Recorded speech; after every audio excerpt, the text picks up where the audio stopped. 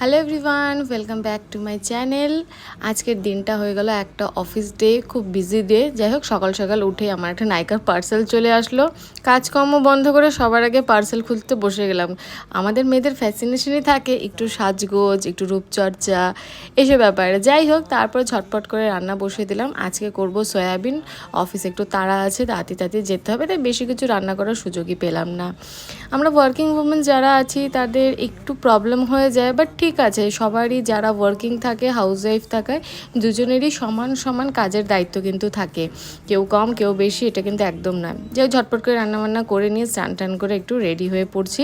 বাইরে প্রচণ্ড গরম পড়ছে, এখানে এখন এত গরম পড়ে।